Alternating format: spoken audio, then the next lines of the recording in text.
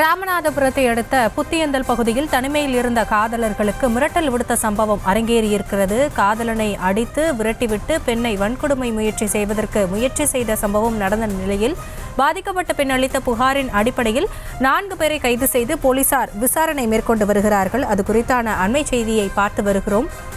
இது குறித்த விவரங்களோடு இணைகிறார் எமது செய்தியாளர் பூபேஷ். பூபேஷ், என்ன நடந்தது, விவரங்கள்?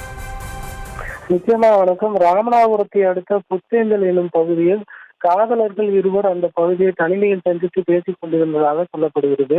இதனை அடுத்து அந்த பகுதியில் வந்த 4 பேர் கொண்ட கும்பல் அந்த காதலனை தாக்கியதோடு அந்த பெண்ணையும் பாலியல் வல்லுறவுக்கு அழைத்ததாகவும் சிக்கலில் ஈடுபட்டதாகவும் சொல்லப்படுகிறது. இதனை அடுத்து பாதிக்கப்பட்ட அந்த பெண் அளித்த புகாரின் அடிப்படையில் அவர் காட்டிய அடையாளத்தின் அடிப்படையில் ராமநாதபுரம் G1 காவல் நிலைய போலீசார் அந்த 4 பேரை கைது செய்து அவரிடம் தனிமையில் வைத்து விசாரணை நடத்தி வருவதாக சொல்லப்படுகிறது. அது மட்டுமல்லாமல் இந்த தகவல் குறித்து கேட்டிருந்த ராமநாதபுரம் மாவட்ட காவல்துறை கண்காணிப்பாளர் சந்தீப் G1 காவல் நிலையத்திற்கு நேரில் வந்து சம்பந்தப்பட்ட அந்த 4 பேரிடமும் தொடர்ச்சியாக விசாரணை மேற்கொண்டு வரக்கூடிய சம்பவமானது பெரும் அதிர்ச்சி ஏற்படுத்தி இருக்கிறது. கடந்த சில நாட்களுக்கு முன்பு சென்னை அண்ணா பல்கலைக்கழகத்தில் மாணவி ஒருவர் இது போன்று பாலியல் பலாத்காரம் செய்யப்பட்டதாக கூறப்பட்ட சம்பவமாக நாடு முழுவதும் பெரும் அதிர்வலையை ஏற்படுத்தி இருக்கக்கூடிய சூழலில் ராமநாதபுரத்திலும் இதே போன்ற ஒரு சம்பவம் இருக்கக்கூடிய சூழலானது மேலும் பரபரப்பை அதிகரித்து வண்ணம் உள்ளது. இந்த சம்பவம் தொடர்பாக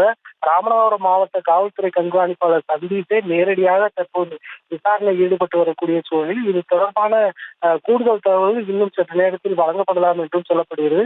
ராமநாதபுரத்தில் தனிமையில் இருந்த காதலர்களை தாக்கிய சம்பவமானது தற்போது அந்த பகுதியில் பெரும் பரபரப்பை ஏற்படுத்தியுள்ளது. விவரங்களுக்கு நன்றி.